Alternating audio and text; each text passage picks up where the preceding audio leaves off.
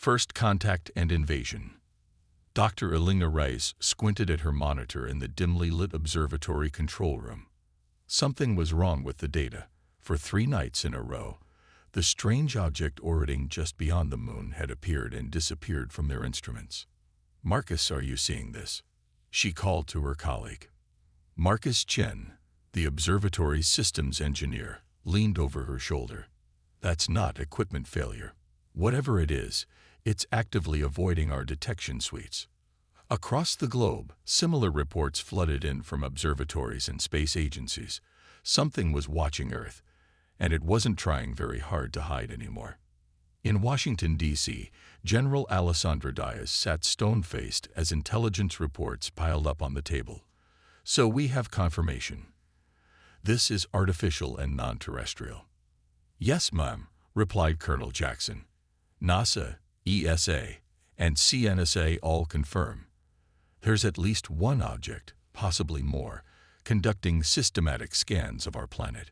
Before she could respond, a young lieutenant burst into the room.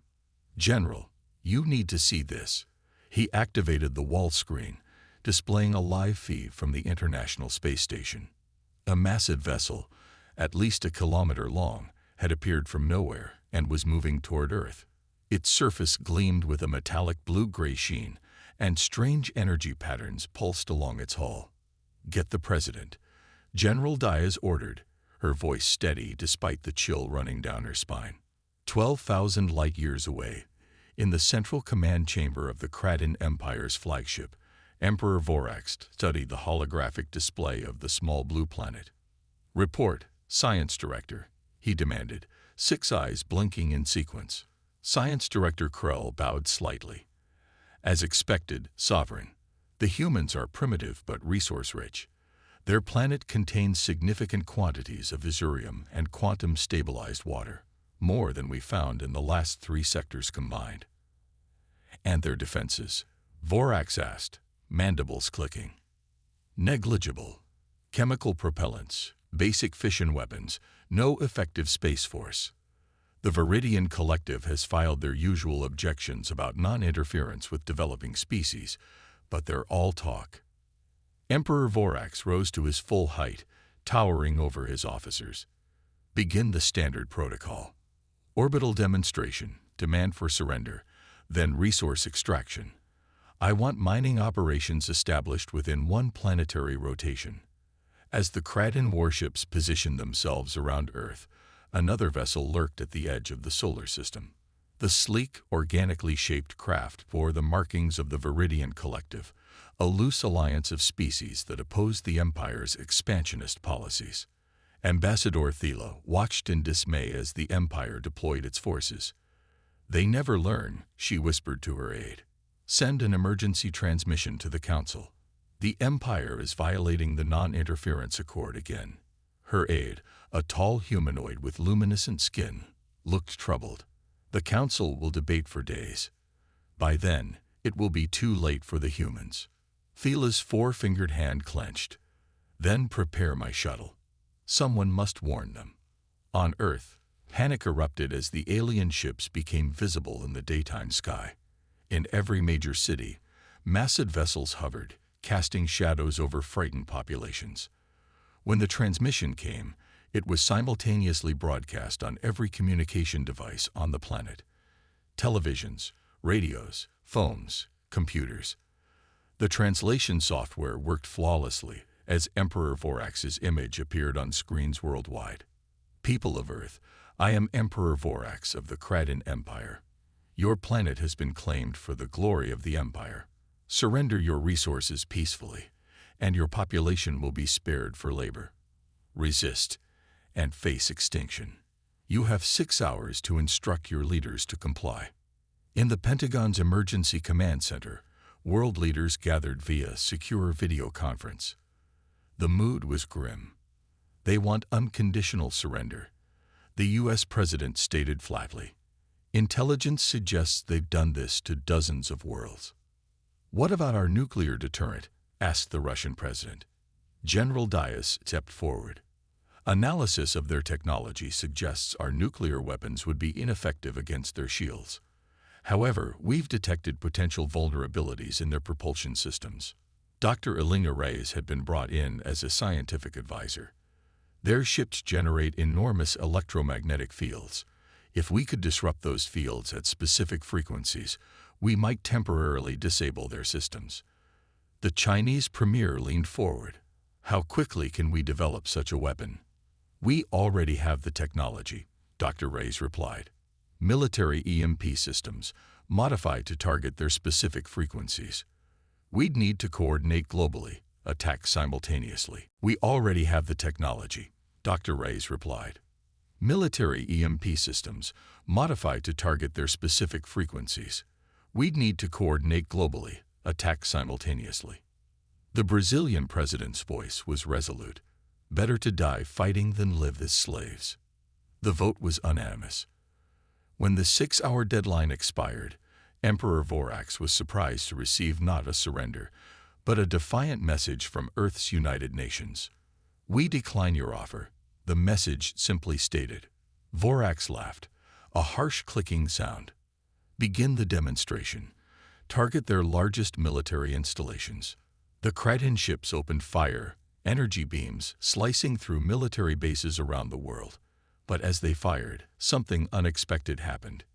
Hidden EMP weapons, hastily modified based on Dr. Reyes' calculations, activated simultaneously worldwide. The electromagnetic pulses weren't powerful enough to disable the Kraken ships completely, but they disrupted targeting systems and shields just enough. When the ships tried to fire again, several experienced power fluctuations that damaged their weapons arrays. Impossible, Science Director Krell shouted. Their technology is too primitive for this. Emperor Vorax's rage was palpable. Deploy ground forces. I want every human resistance center crushed by dawn. Dropships descended on major cities, disgorging armored Kraken soldiers nearly 8 feet tall, armed with plasma weapons. They expected easy victories against a defenseless population. What they found instead was organized resistance. Civilians had been evacuated through predetermined routes. Military forces, though outgunned, fought with unexpected effectiveness, using knowledge of terrain and guerrilla tactics. In Seoul, South Korean forces lured Kraken troops into the narrow streets of the old city, where their superior numbers meant nothing. In the Amazon, Brazilian special forces took down alien ships using jury-rigged harpoons that exploited the vulnerability in their propulsion systems. Marcus Chen, now working with a global team of hackers, managed to intercept and decode parts of the Kraken communication systems. They're not used to resistance, he told Dr. Reyes over a secure line. They expected us to roll over. 3 days into what should have been a simple subjugation, Emperor Vorax faced an unthinkable situation. A stalemate. Human casualties were high, millions dead in the initial attacks, but the Kraken forces were taking unexpected losses as well. This is unacceptable. Vorax rage. Bring in the planet Cracker. Science Director Krell looked alarmed. Sovereign, the planet contains resources too valuable to destroy. Perhaps we should. Silence. We will not be humiliated by primitives. If we cannot have this world's resources, no one will. As the massive planet Cracker ship emerged from hyperspace at the edge of the solar system, Ambassador Thelub of the Viridian Collective made her decision. Her small shuttle broke from its hiding place and accelerated toward Earth. Ambassador, they'll detect us, her aide warned. Thelub's expression was determined. That's what I'm counting on. The Kraken interceptors immediately gave chase, but Thelub's shuttle was designed for speed. She broadcast on all frequencies as she approached Earth. People of Earth, I am Ambassador Thelub of the Viridian Collective. The Empire is deploying a planet-destroying weapon. I offer alliance and technology to help you survive. In the chaos of battle, her shuttle slipped through Earth's atmosphere, pursued by Kraken fighters. As it streaked across the North American sky, it was hit by enemy fire. General Diaz watched the trajectory on radar. Whatever it is, it's coming down near Denver. Get me a team there immediately. The first part of Earth's struggle against the Kraken Empire was drawing to a close. No one could have predicted the strange turn of events. An alien race had arrived to offer help against the invasion, shot down by the very forces they opposed. As teams raced to the crash site, Dr. Rice couldn't help but wonder if this new development would be humanity's salvation or just another path to destruction. One thing was becoming clear, however. Humanity wasn't going down without a fight, and the Kraden Empire had severely underestimated the species they had chosen to subjugate. The Empire had refused to listen to warnings about Earth. They were about to learn why that was a fatal mistake. The desperate alliance and victory. The crash site was a smoking crater in the foothills of the Rocky Mountains. General Diaz supervised the operation personally, watching as hazmat-suited teams approached the downed alien shuttle cautiously. "Life signs detected," reported a technician. "Definitely not human." As they cut through the twisted hull, Ambassador Thela emerged, injured but alive. Her luminescent aide supported her weight as they stumbled from the wreckage. "I come in peace," she said, her translator device working despite the damage. "And I bring you the means to fight back against the Kraden Empire." Within hours, Thela was in a secure facility beneath Cheyenne Mountain, speaking to a hastily assembled group of world leaders, scientists, and military commanders. "The Empire has conquered 17 worlds in the past decade," she explained, gesturing to a holographic star map projected from her devices. "The Viridian Collective has tried diplomacy, sanctions, even limited military action. All have failed." "Why help us?" asked the Russian president bluntly. Thela's large, expressive eyes reflected sadness. "Self-interest, partially. If the Empire continues to expand unchecked, eventually even our worlds will fall. But also principle. Your species deserves the chance to determine its own fate." Dr. Reyes studied the technical schematics Thela provided. "This shield technology, it's beyond anything we could develop in decades. But not beyond what you can implement now, with our help," Thela replied. "My shuttle contained prototype modules that can be reverse-engineered and mass-produced using your existing manufacturing capabilities." Marcus Chen, now a key member of Earth's cyber defense team, looked up from his analysis. "These communication frequencies, they'd allow us to jam the Kraden command networks." General Diaz's expression remained skeptical. "Even with these advantages, we're still outgunned. Their planet Cracker will be in position within 24 hours. Thela nodded grimly. "Which is why we must strike first, with everything we have." The plan that emerged was audacious. Using Viridian technology, Earth's forces would target the Kraden flagship directly. Meanwhile, a global counterattack would engage the ground forces, preventing them from returning to their ships. "There's one more thing," Thela added. "The Kraden have a biological weakness. Their neural systems are susceptible to specific sound frequencies, non-lethal, but highly disorienting." Dr. Reyes immediately saw the potential. "We could broadcast through our global communication infrastructure." As the hours ticked by, factories worldwide retooled to produce the modified weapons and shields. It was a desperate race against time, with the planet Cracker drawing ever closer. Emperor Vorax watched Earth with growing frustration. "Why haven't we achieved full subjugation yet? These are primitives." Science Director Krell hesitated before responding. "Sovereign, we've detected Viridian technology signatures. They appear to be assisting the humans." Vorax's rage was terrible to behold. "The Collective dares to interfere directly. This changes everything. Begin planetary bombardment immediately. I want this resistance crushed before the planet Cracker arrives." The Kraden ships positioned themselves for the bombardment, but they had overlooked something crucial. Earth's satellite network, now augmented with Viridian modifications, created a web of detection and defense that gave advance warning of their movements. As the first Kraden ship prepared to fire, it was hit with a concentrated electromagnetic pulse from a dozen ground-based emitters. Its shields flickered and failed. "Now," ordered General Diaz.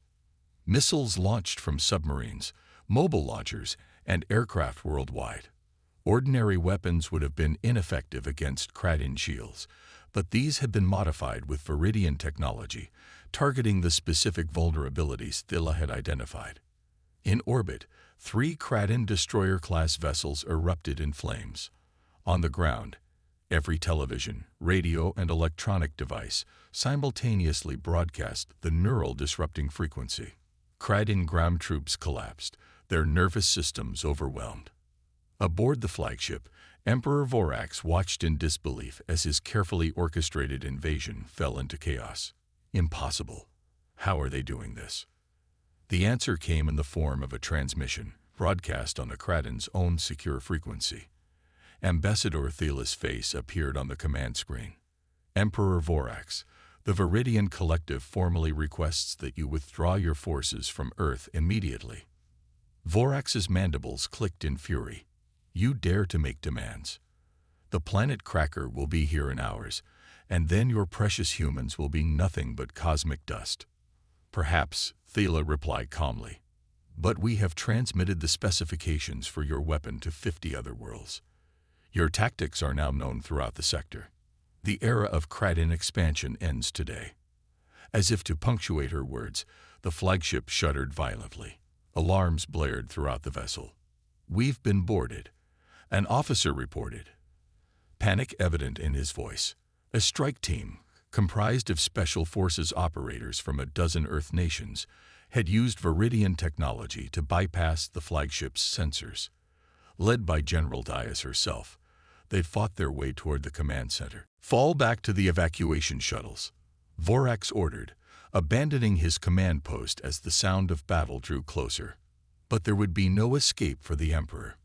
As he rushed toward the shuttle bay, he found himself face to face with General Dias and her team.